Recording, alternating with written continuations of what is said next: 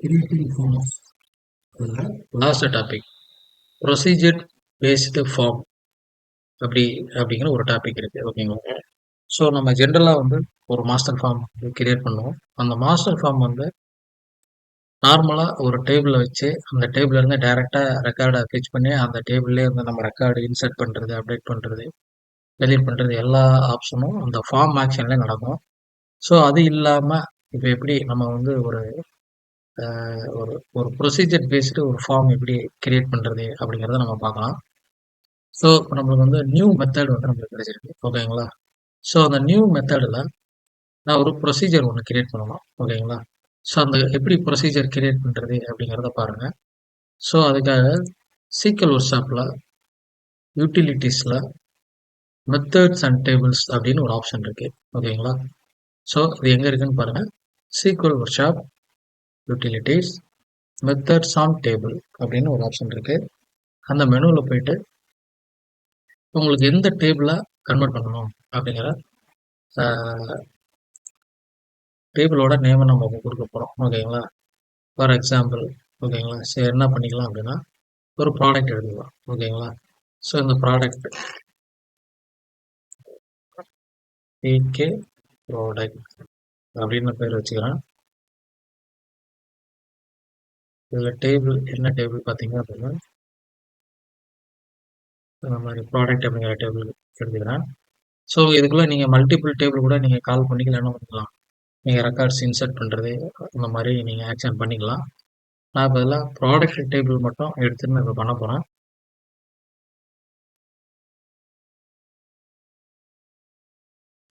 நான் வந்து ஒரு பேக்கேஜ் வந்து கிரியேட் ஆகிட்டு இருக்கு.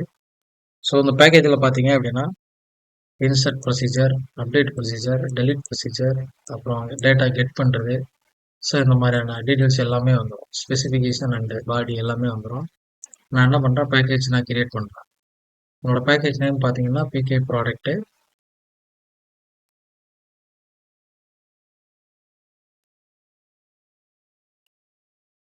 Package is creating. ஓகே இப்போ நம்மளுக்கு வந்து ஒரு பேக்கேஜ் கிரியேட் ஆகிட்டு. ஓகேங்களா? ஸோ அந்த பேக்கேஜில் வந்து பார்த்தீங்க அப்படின்னா பிகே ப்ராடக்டில் இன்சர்ட், அப்டேட், டெலிட் ப்ரொசீஜர் எல்லாமே கிடைச்சிருச்சு. ஸோ அதோட பாடியும் இங்கே நமக்கு கிடைச்சிருச்சு. ஓகேங்களா? இப்போ நம்ம ஒரு ஃபார்ம் கிரியேட் பண்ண போகிறோம். அந்த ஃபார்ம் வச்சு நம்ம எப்படி இப்போ இந்த பேக்கேஜை நம்ம கால் பண்ண போகிறோம் அப்படிங்கிறத நம்ம பார்க்க போகிறோம். ஓகே, ஸோ இதுக்காக அப்ளிகேஷன்ஸ்குள்ள கஸ்டமர் அப்படிங்கிற டேபிளில் ஓகே நான் வந்து ஒரு ஃபார்ம் கிரியேட் பண்ண போகிறேன். கிரியேட் ஃபார்ம்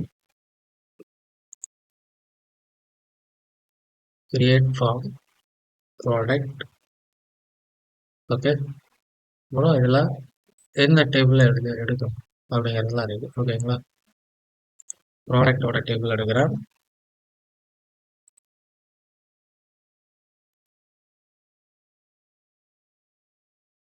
பிரைமரிக்கு என்ன எல்லாமே நம்மளுக்கு இங்கே கிடைக்கிறோம். ஸோ இந்த மெத்தடு பார்த்தீங்கன்னா யூஸ்வலாக நம்ம ஃபார்ம் கிரியேட் பண்ணக்கூடிய மெத்தட் தான். ஓகேங்களா? ஸோ அந்த மெத்தடில் பார்த்தீங்க அப்படின்னா இந்த ப்ராடக்டில் இப்போ டைரெக்டாக ஃபார்ம் ரீஜன் இருக்குது, இந்த ஆட்டோமேட்டிக் டிஎம்எல் ப்ராசஸ் இருக்குது. ஸோ இதுக்கு பதிலாக நான் என்ன பண்ணுறேன் அப்படின்னா இன்வோக் ஏபிஐ அப்படின்னு கால் பண்ணுறேன். ஓகேங்களா?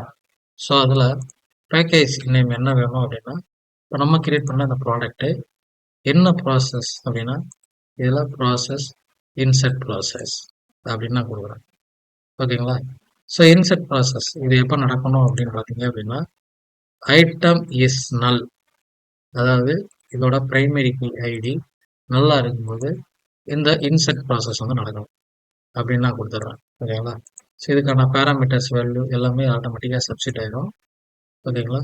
ஸோ இல்லை அப்படின்னா நம்ம மேனுவலாக வந்து என்ன பண்ணிக்கணும், இதில் நம்ம மேப் பண்ணிக்கணும். ஓகேங்களா? எஸ்கியூ எல்லாம் கிரியேட் ஆயிடுச்சு. ஓகே, இப்போ நான் இப்போ இந்த ஃபார்மை ரன் பண்ண போகிறேன். ஓகேங்களா? இப்போ ப்ராடக்டோட நேமு, ப்ராடக்டோட டிஸ்கிரிப்ஷன், ப்ராடக்டோட எஸ்கியூ, யூனிட் அண்ட் ப்ரைஸ் இதெல்லாம் வரணும். ஓகேங்களா?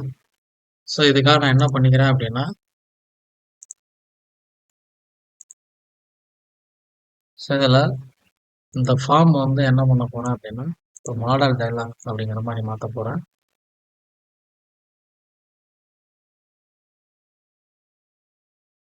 ஓகே. இப்போ இந்த மாடல் வந்து ஒரு இன்ட்ராக்டிவ் ரிப்போர்ட் ஒன்று கிரியேட் பண்ணிக்கிறேன். ஏன்னா நம்ம கிரியேட் பண்ண ப்ராடக்டை லிஸ்ட்டை பார்க்குறதுக்காக. ஓகேங்களா? ஸோ அது டேபிள் என்ன பண்ண போகிறேன் அப்படின்னா ப்ராடக்ட்ஸ் அப்படிங்கிற டேபிள் வச்சு நான் வந்து ஃபார்ம் கிரியேட் பண்ணிக்கிறேன். பேஜ் நம்பர் 6 கால் பண்ணுறதுக்கு ஒரு பட்டன் ஒன்று கிரியேட் பண்ணணும். ஓகேங்களா? இப்போ கிரியேட்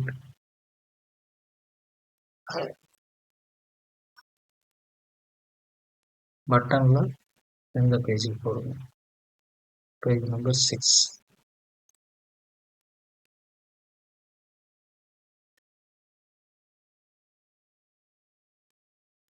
ஓகே. இப்போ நான் வந்து ப்ராடக்ட் வந்துச்சு. கிரியேட் அப்படிங்கிற பட்டன் இருக்குது. இதோட பட்டனோட பொசிஷன் வந்து நெக்ஸ்ட் அப்படின்னு வச்சுக்கிறேன்.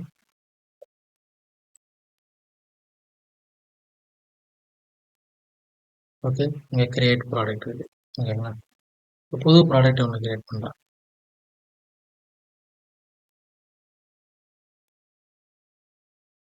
ஸோ இதில் ஏற்கனவே உள்ள ரீஜன்ஸில் இருக்குது. இது ஆக்சுவலாக தேவையில்லை. இது கிரியேட் டெலீட் பண்ணுறேன். இந்த பட்டன்ஸ்லாம் இருக்கட்டும். ஓகே, அது நம்ம லேட்டராக பார்த்துக்கலாம். இப்போ வந்து ஒரு blank ரீஜன் அந்த மாதிரி மாற்றிக்கலாம்.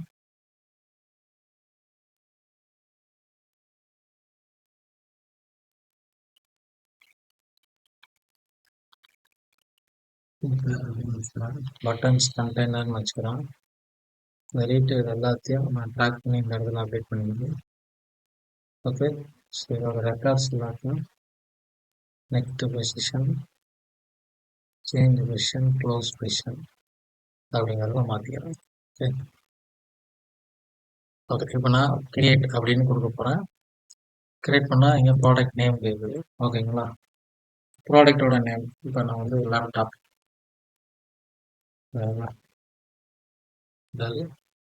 லேப்டாப் அப்படின்னு கொடுக்குறேன். SKU குவான்டிட்டி 1 25,000 அப்படின்னு ஃபில்அப் பண்ணிக்கிறேன். நெக்ஸ்ட்டு கொடுக்குறேன். cannot insert into generated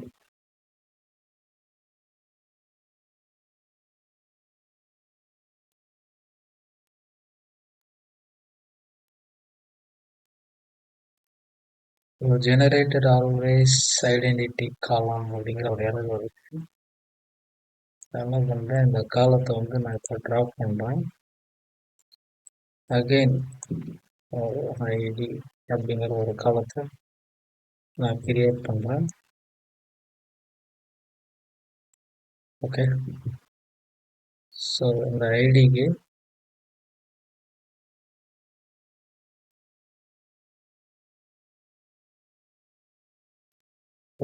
சரி, இங்கேயும் ஏற்கனவே ஒரு டிஃபால்ட் ஜென்ரேஷன் ப்ராசஸ் இருக்கு.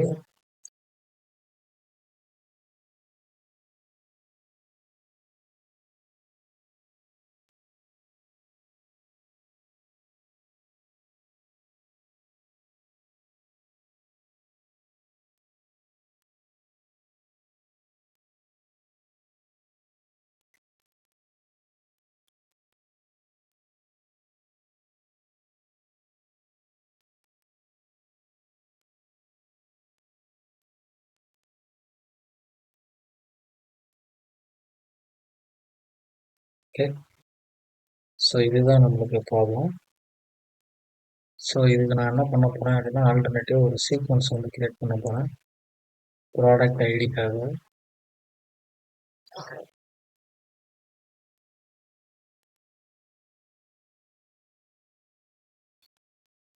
PID சீக்வன்ஸ் அப்படின்னு நான் கிரியேட் பண்ணிக்கிறேன். இந்த சீக்வன்ஸ் வந்து நான் எங்கே கால் பண்ண போகிறேன் அப்படின்னா ப்ராடக்ட்ஸோட டேபிளில் ஒரு ட்ரிகர் கிரியேட் பண்ண போகிறேன்.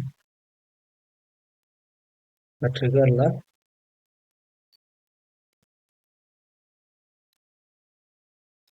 new.id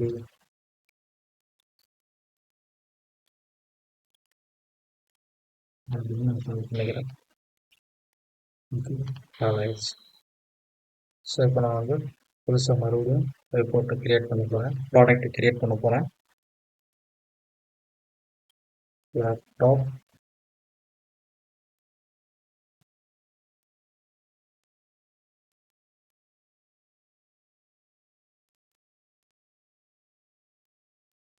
$125,000 package body has error.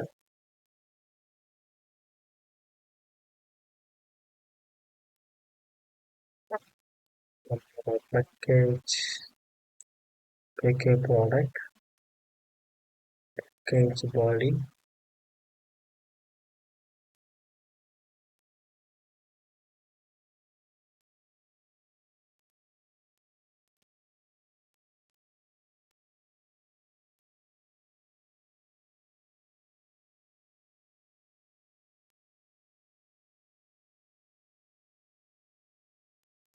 So நம்மளோட எல்லா எரரையும் கிளியர் பண்ணியாச்சு. Again create save. ஸோ நமக்கு வந்து கிரியேட் ஆயிடுச்சு. ப்ராடக்டோட லிஸ்ட்டில் வந்து பார்க்கலாம். ஸோ இப்போ பாருங்கள், லேப்டாப் கிரியேட் ஆகிட்டு ஓகேங்களா. ஸோ ப்ரீவியஸாக எதுக்காக வேறு பேஜுக்கு போச்சு அப்படின்னா, இந்த மாதிரி ஒரு ரீடைரக்ஷன் இருந்தது நார்மல் ஃபார்மில். So again create one more action, clear session state,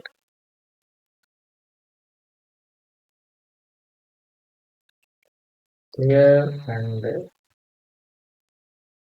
one more post alert. Okay. So இப்போ இன்னொரு ப்ராடக்ட் ஒன்று கிரியேட் பண்ண போகிறோம். எப்படின்னு பார்த்தீங்க அப்படின்னா, மவுஸ்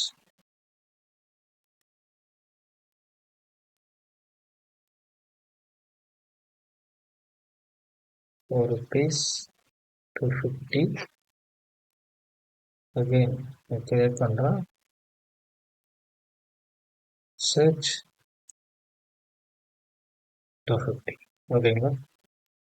ஸோ இப்போ உங்களுக்கு வந்து ஒரு ஃபார்ம் ஆக்ஷன் எப்படி பண்ணுறோம், ஒரு PLSQL மெத்தட் மூலமாக, அதாவது இன்வோக் API மெத்தட் யூஸ் பண்ணி, திஸ் இஸ் நியூ ஓகேங்களா. ஸோ இந்த மெத்தடை யூஸ் பண்ணி நம்ம எப்படி ஒரு இன்சர்ட் பண்ணுறோம், அப்டேட் பண்ணுறோம் அப்படிங்கிற மெத்தடை நம்ம இப்போ பார்த்தோம். ஸோ நீங்களும் இதே மாதிரி கிரியேட் பண்ணி பாருங்கள் ஓகேங்களா. ஸோ இப்போ இதே ரெக்கார்டை நான் இப்போ அப்டேட் பண்ணணும் அப்படின்னா,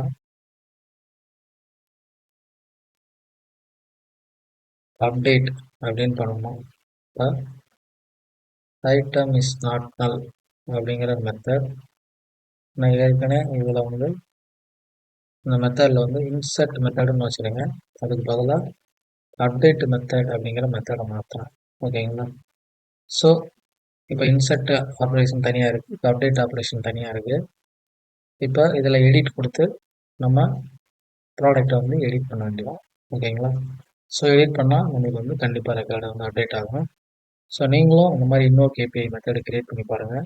அதே மாதிரி ஒரு ஃபார்மை கிரியேட் பண்ணுங்கள். எல்லாத்தையும் வேலிடேஷன்லாம் நம்ம என்ன பண்ணிக்கலாம், நம்மளோட இந்த பேக்கேஜுக்குள்ளே நம்மளால் கிரியேட் பண்ணிக்கிற முடியும். வேறு என்ன ஆப்ரேஷன் பண்ணனாலும் ஸோ இந்த மெத்தட் மூலமாக நம்மளால் பண்ணிக்க முடியும் ஓகேங்களா. ஸோ நீங்களும் இந்த ஆப்ஷனை யூஸ் பண்ணி எல்லாமே கிரியேட் பண்ணி பாருங்கள். அடுத்த வீடியோவில் அடுத்த டாபிக் பார்க்கலாம். தேங்க்யூ.